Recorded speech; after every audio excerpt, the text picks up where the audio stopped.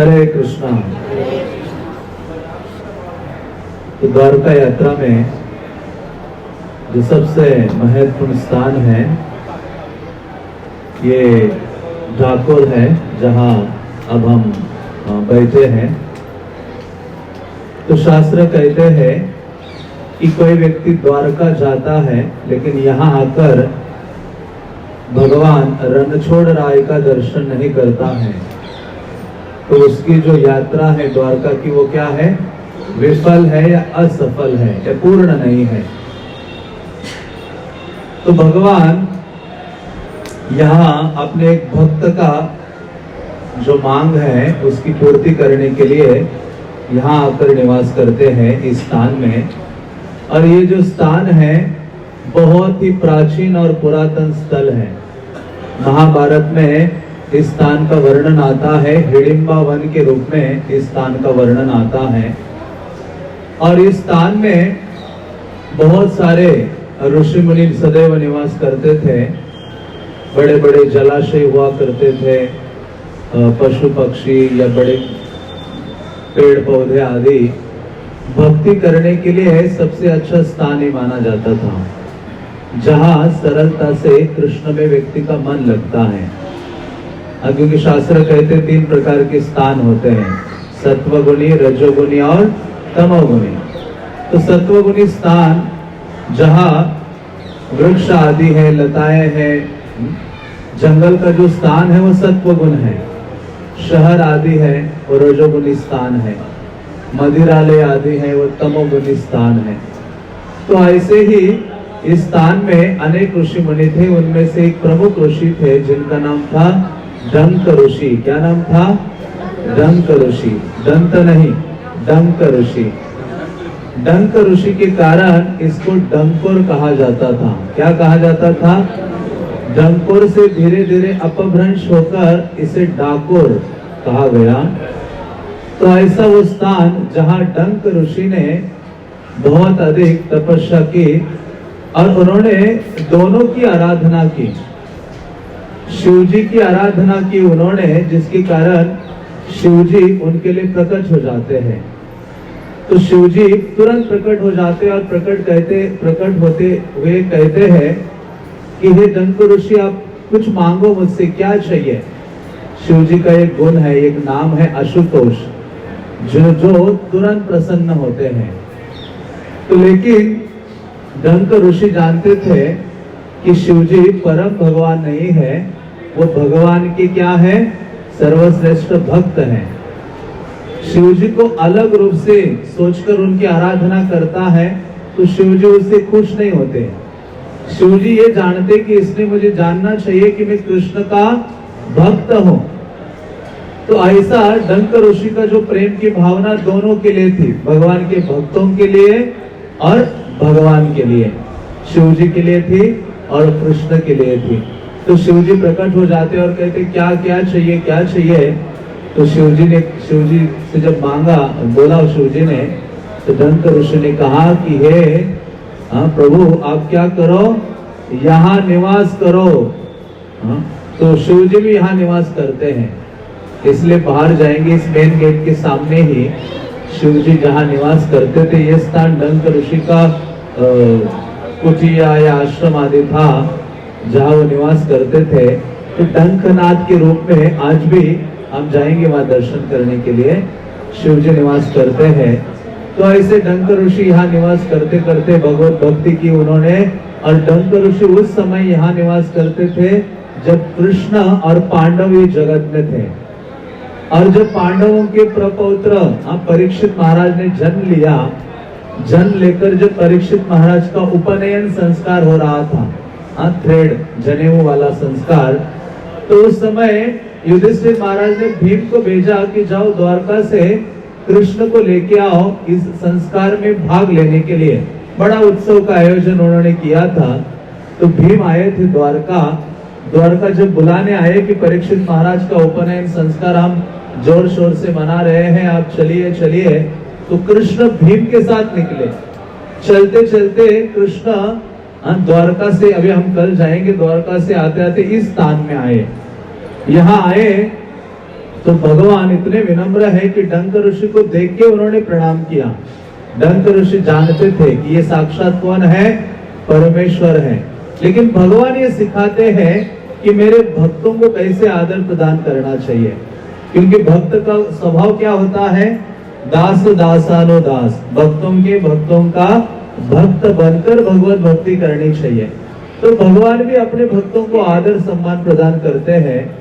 डंक ऋषि भी उन्हें सम्मान करते हैं कृष्ण का, और डंक ऋषि चाहते हैं कि हे प्रभु, मैं तो सदैव आपको देखना चाहता हूँ, अपने निकट देखना चाहता हूँ, और मेरी ये इच्छा है कि आप इसी स्थान में आकर हमेशा के लिए रह जाइए। तो कृष्ण ने कहा कि मैं द्वारका में 4225 साल रहने के पश्चात मैं इस स्थान में आऊंगा और यहाँ आकर क्या करूंगा, परमानेंटली निवास करूंगा। ऐसे डंक ऋषि को कृष्ण ने भीम के सामने बताया इधर ही, और कृष्ण निकलने वाले थे भीम के साथ। तो भीम ने कहा प्रभु मुझे प्यास लगी है। तो डंक ऋषि ने कहा देखो नजदीक एक छोटा सा स्थान है, इतना सा, जिसमें पानी होता है, वही मैं जल पीता हूँ। तो भीम गए, उसमें जल पान किया। भीम ने कहा रे इतना छोटा सा स्थान क्यों, ये तो बहुत बड़ा स्थान हो जाना चाहिए, बड़ा सरोवर बनना चाहिए, क्योंकि इसमें हजारों ऋषि मुनि आ जाए, जंगल के पशु आदि आ जाए और वो जल पिए तो वो लाभान्वित हो सकते हैं। तो भीम ने अपनी गदा उठाई, गदा उठाकर क्या किया, जहां वो छोटा सा जल का स्थान था उस पर जोर से उन्होंने प्रहार किया। प्रहार करते ही लगभग पता नहीं 500 एकड़ का वो इतना विशाल जलाशय बना, जिसको गोमती सरोवर कहते हैं। क्या कहते हैं, गोमती सरोवर, क्योंकि कृष्ण द्वारका में गोमती के तट पर निवास करते हैं, इसलिए भगवान को यहाँ आना था। इसलिए भीम की सहायता से उन्होंने क्या किया, उसी गोमती को यहाँ सरोवर के रूप में प्रकट कराया। तो ऐसे उस गोमती सरोवर इतना विशाल प्रकट हो गया। फिर भीम और कृष्ण चले जाते हस्तिनापुर, और वहां जाकर परीक्षित महाराज का जो उपनयन संस्कार है उसमें भाग लेते हैं। और फिर कालांतर में बहुत साल बीत जाते हैं, और द्वारका भगवान अप्रकट होने के बाद द्वारका जल में क्या हो जाती है, डूब जाती है। भगवान जब अप्रकट हुए थे प्रभास क्षेत्र में, तब उन्होंने अर्जुन को कहा था कि मेरे सारे रानियों को लेकर तुम मथुरा चले जाना, मैं यदुवंश का विनाश करने वाला हूँ। और जो अंतिम पुरुष थे वज्रनाभ, छोटे से बालक थे, उनको भी आप लेके चले जाना। तो ये वज्रनाभ, जब परसों हमने चर्चा की थी कि उन्होंने जाकर ब्रज को पुनः बसाया, सरोवरों का निर्माण किया, विद्रोह की स्थापना की, वही वज्रनाभ ने जब वापस आए द्वारका, तो द्वारका तो पूर्णतः डूब चुके थे, कृष्ण की कोई लीला स्थलियां नहीं थी। लेकिन एक स्थान था जो अभी हम जहाँ जाते द्वारकाधीश का दर्शन करने के लिए, वो स्थान भगवान का सुधर्मा सभागृह था।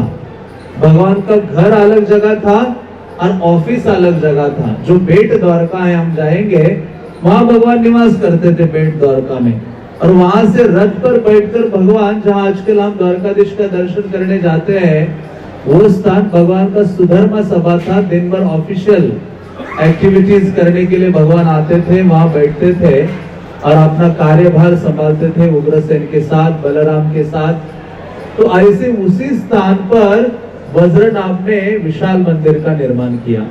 तो आज जो हम जाते हैं द्वारकाधीश का दर्शन करने, वो उनका 5वां मंदिर है। उसके बाद 5 बार वो गिरा, फिर से बनाया। तो उस स्थान पर वज्रनाभ ने कृष्ण के विग्रह की स्थापना की। और यह भी कहा जाता है कि जो वो विग्रह है, वो स्वयं वो विग्रह है कृष्ण के, कि वो बनाए नहीं गए। तो जब वहां भगवान की आराधना हो रही थी, तो उस समय यहाँ से गुजरात से, इसी स्थान से एक भक्त जाया करते थे जिनका नाम था विजयानंद बोडाना, जो भगवान के कृष्ण लीला में भी ये सखा थे। ये भगवान जब द्वापर युग में आए थे उस समय भी ये सखा थे, लेकिन फिर से वही सखा यहाँ जन्म लेते हैं और उनके पिता का नाम होता है कृष्ण प्रिय और माता का नाम होता है सुधा। और यहाँ वो जन्म लेकर जब थोड़े बड़े हो जाते हैं तो उनका हृदय कृष्ण के लिए सदैव ऐसे आकृष्ट रहता था। फिर उन्होंने क्या किया कि मैं हर बार द्वारका जाऊंगा यहाँ से। तो जैसे ही 6 महीने होते थे द्वारका निकल पड़ते थे पैदल यहाँ से। कैसे? पहले तुलसी लेते थे, तुलसी को उगाते थे, तुलसी जब ऐसी बड़ी हो जाते थे तुलसी को अपने सर में रखते थे, सुंदर से उसको वस्त्र वगैरह पहनाकर अपने सर में रख के यहाँ से पैदल पैदल यात्रा करते हुए कहाँ पहुंचते थे? द्वारका पहुंचते थे। आज भी देखो जो स्त्रियां हैं अलग अलग यात्रा में जाती हैं तो क्या करती है, गाँव में भी तुलसी को अपने साथ ले जाती है। हाँ, तुलसी से भगवान बहुत प्रेम करते हैं, आकृष्ट रहते हैं। तो ये बूढ़ा भी तुलसी को सर के ऊपर रख के ले जाते थे। और इतने साल बीते, जब उनकी आयु 74 या 75 हो गई, 75 साल की आयु हो गई, तब तक हर साल पैदल जाते थे, पैदल वापस आते थे। और जब द्वारकाधीश ने वहां देखा कि ये व्यक्ति है कैसा, इतना दृढ़ निष्ठा मेरे धाम में आने के लिए, मेरा दर्शन करने के लिए, और वो भी कोई गाड़ी या कोई चीज का इस्तेमाल नहीं करते थे, पैदल जाते थे और पैदल आते थे। और इतनी बूढ़ी वृद्धावस्था हो गई थी। वहां द्वारकाधीश ने देखा कि इतना निष्ठावान व्यक्ति, और वास्तव में भगवान जब देखते हमारी निष्ठा को तो भगवान का हृदय पिघल जाता है। इसलिए भगवान की सेवा में जब हम कोई नियम पकड़ते हैं उसको निष्ठा के साथ, गंभीरता के साथ करना चाहिए। प्रभुपाद ने कहा 4 नियमों का पालन करो, 16 मालाओं का जप करो जीवन भर, कृष्ण आपको क्या करेंगे, अपने धाम में खींच कर ले जाएंगे। तो हम कलियुगा की जो हमसे ये भी नहीं होता। केवल इतना भी हम करें, हमें ये नहीं कहा गया कि बूढ़ाना की तरह तुलसी को सर के ऊपर रख के निकलो। हमें अपनी चप्पल जड़ हो जाती है, हमारा शरीर हमें भार महसूस होता है, बाकी चीजें तो दूर। और वो इतना लंबा, कार से भी जाते तो 10 घंटे लगते हैं दौड़ पे यहाँ से। तो लेकिन भगवान ऐसे जब निष्ठा को देखते हैं एक भक्त के तो पिघल जाते हैं। ऐसा ही उदाहरण आता है। जब मैं इस कथा के बारे में सोच रहा था तो मुझे सनातन गोस्वामी की याद आई। सनातन गोस्वामी शुरुआत से जब ब्रज में थे तो रोज गोवर्धन की क्या करते थे, परिक्रमा करते थे। बहुत बूढ़े हो गए। कृष्ण ने देखा कि अरे इतना वृद्ध हो गया है सनातन, फिर भी अपना ये नियम वो चुप नहीं रहा है, बिल्कुल हर रोज प्रतिदिन गोवर्धन की परिक्रमा करता है। तो भगवान प्रकट हो जाते हैं, कहते अरे सनातन, तुम्हें ऐसी प्रतिदिन परिक्रमा करने की आवश्यकता नहीं है, तुम तो मेरे नित्य मुक्त महान भक्त हो। लेकिन भगवान इतने द्रवित हो गए कि भगवान ने क्या किया, एक शिला उठाई, गोवर्धन शिला, और उनके सामने रखी, जिसके ऊपर वो खड़े हो गए। जैसे कृष्ण खड़े हो गए, गोवर्धन शिला पिघल जाती है, भगवान के चरण कमल उसके ऊपर प्रकट हो जाते हैं। और वो सनातन को कहते कि सनातन, इसकी 4 बार परिक्रमा करो तो तुम्हें गोवर्धन परिक्रमा का लाभ मिलेगा, तुम्हें बड़ी कोई परिक्रमा करने की आवश्यकता नहीं है। तो इसी प्रकार से ये जो बोड़ाना है, ये भी प्रतिदिन रेगुलर जाते थे द्वारका। तो भगवान ने कहा देखो अभी तुम्हें आने की आवश्यकता नहीं है, तुम जहां निवास करते वहां कौन आएगा, मैं आऊंगा तुम्हारे पास और तुम्हारे स्थान में हमेशा के लिए रहूंगा। तो 2 भक्तों का संबंध है यहाँ। डंक ऋषि, क्योंकि उन्होंने भगवान से क्या मांगा था, क्या मांगा था, किसको याद है, कि भगवान आप आकर यहाँ क्या करो, सदैव रहो। भगवान ने कहा था 4225 साल हो जाएंगे, तब आकर मैं यहाँ निवास करूंगा। और दूसरा बोढ़ाना का भी ये लालसा देखी, रोज भगवान को, रेगुलर भगवान को मिलने के लिए आ रहे, इतने दूर तक, वृद्धावस्था हो गई। तो भगवान ने कहा अभी तुम्हें आने की आवश्यकता नहीं है, अभी मैं तुम्हारे पास स्वयं चल के आऊंगा। लेकिन भगवान ने कहा अगली बार आओगे ना मुझे मिलने, बैलगाड़ी लेके आना। और मुझे मंदिर से उठा के लेके चलना अपने साथ। सोचो, द्वारका प्रमुख धामों में से एक है, हजारों की संख्या में लोग वहां दर्शन करने के लिए आते हैं, और वो विग्रह वहां से निकलना पॉसिबल नहीं है। ये जो गोड़ानाथ थे वो बहुत फेमस हो गए थे द्वारका में। हर पुजारी, हर व्यक्ति उनको जानता था कि मतलब कई बार होता है ना कि सूर्य उदित होना भूल जाएंगे लेकिन गोड़ानाथ द्वारका जाना भूलेंगे नहीं, ऐसा उनका स्वभाव था। तो जब अगली बार जब भगवान ने कहा था अगली बार बैलगाड़ी लेके आना, तो इनके पास तो इतना धन भी नहीं था कि वो बैलगाड़ी लेके जाएं, लेकिन किसी की कुछ सेवा करके उन्होंने दूसरे की बैलगाड़ी उठाई और बहुत अनुराग के साथ द्वारका के लिए चल पड़े। जैसे द्वारका में प्रवेश किया तो वहां जो पुजारी गण थे उन्होंने देखा, अरे गोड़ाना, तुम तो सदैव पैदल आते हो, आज एक बैलगाड़ी लेकर आए हो। उन्होंने कहा द्वारकाधीश को लेकर जाने के लिए आया हो। वो डर गए सारे जितने, वो उनको कहते गूगली ब्राह्मण, अलग अलग स्थानों में ब्राह्मणों के अलग अलग प्रकार होते हैं, तो वहां गूगली ब्राह्मण है, वो डर गए क्योंकि वो जानते थे कि ये साधारण भक्त नहीं है, इसके भक्ति में बहुत अत्यधिक सामर्थ्य है, भगवान इसके साथ जा सकते। और उन्होंने कहा कि आज मैं द्वारकाधीश को अपने साथ ले जाऊंगा। और वास्तव में यात्रा में जाने का उद्देश्य क्या है कि वहां जाकर लस्सी पीऊंगा द्वारका में या गोलगप्पे खाऊंगा। हमारी गाड़ी यहाँ तक ही है। हम जो बंधर जीव है, हम सोचते जयपुर जाएंगे तो ये करेंगे, कृष्ण तो दूर ही है हमसे, द्वारका जाएंगे तो वो करेंगे। हाँ, लेकिन ये जो महान भक्त यात्रा जाते तो किसको लाने के लिए जाते हैं अपने जीवन में? कृष्ण को लाने के लिए। इसलिए यात्रा का ये परम उद्देश्य है। मैं हमेशा द्वारका यात्रा के लिए उनका उदाहरण देता हूँ। दो लोग द्वारका यात्रा के लिए गए थे द्वापर युग में। एक का नाम था दुर्योधन जी और दूसरे थे अर्जुन जी। अभी हमें सोचना चाहिए मैं दुर्योधन हो या अर्जुन हो। तो जो अर्जुन गए थे द्वारका यात्रा में, उन्होंने किसकी डिमांड की? कृष्ण चाहिए मुझे। और दुर्योधन जो गया, दुर्योधन ने कहा मुझे कृष्ण नहीं चाहिए, मुझे आपकी नारायणी सेना आदि चाहिए। हाँ, तो वैसे ही है, हम द्वारका या यात्राओं में जाते हैं, हमें भगवान से कुछ लेना देना नहीं है। हमें तो अपने गोलगप्पे, अपना परचेजिंग, अपना ये अपना वो। हाँ, भगवान कहेंगे तुम तो दुर्योधन के वंश के ही हो। अब बुरा मत मानिए।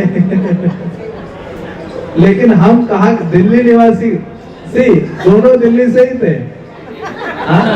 अर्जुन भी दिल्ली से था, दुर्योधन भी दिल्ली से था। हम सब भी कहां से हैं? दिल्ली, हस्तिनापुर, इंद्रप्रस्थ, वहां से जा रहे हैं।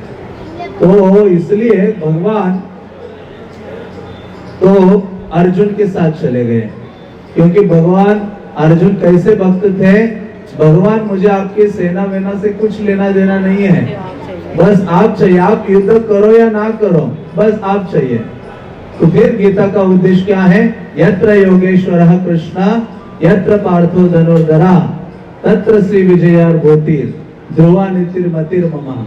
कि जहां कृष्ण होंगे और जहां ऐसा धनुर्धर अर्जुन होगा, वहां क्या होगी? नीति है, ऐश्वर्य है, विजय है, सब कुछ है। तो उसी प्रकार से यात्रा का उद्देश्य है कृष्ण को अपने जीवन में लेकर वापस आ जाना। अभी हमारे लिए प्रैक्टिकली क्या है? कुछ वाव ले हम कि हाँ, मैं यात्रा आया हो, आए हो, मुझे हरिनाम का जप करना है, 16 माला, 8 माला, 2 माला निष्ठा के साथ। अगली बार द्वारका आऊंगे या आऊंगा तो कृष्ण साथ जाने चाहिए। तो ये व्रत लेना चाहिए। कृष्ण को साथ ले जाने का मतलब है कृष्ण का जो तीव्र स्मरण है हमारे जीवन में, हाँ, उसको अपने साथ ले जाना। और कुछ ऐसा व्रत लेना कि जिसके द्वारा हमारा भक्तिमय जीवन अग्रसर या बढ़ सकता है, कृष्ण की ओर हम नजदीक जा सकते हैं। तो गोड़ाना बहुत सरल हृदय के व्यक्ति थे, और वास्तव में भक्ति उस व्यक्ति के लिए है जिसका हृदय क्या है? सरल है। जिसके हृदय में बहुत कपट आदि की भावना है, उसके लिए भक्तिमय जीवन अत्यधिक कठिन है। उससे कृष्ण बोलना भी बहुत कठिन होगा उसके लिए, भगवान का नाम अत्यधिक कठिन लगेगा। इसलिए सरल हृदय का होना आवश्यक है। तो ऐसे बोड़ाना सरल हृदय के थे जो द्वारका पहुंचे और पहुंचकर उन्होंने कहा मैं तो अपने साथ द्वारकाधीश को लेने के लिए आया हूँ। पुजारी बहुत डर गए, उन्होंने दरवाजे बंद कर दिए, मंदिर के नट बोल्ट लॉक सब लगा दिया। हाँ, कंस ने भी ऐसे ही किया था। जब भगवान का प्राकट्य होने वाला था, इनको कारागार में डाला था देवकी वसुदेव, तब भी तो सब कुछ लॉक सिक्योरिटी गार्ड थे, लेकिन वसुदेव उनको क्या कर पाए, ले गए, गोकुल ले गए।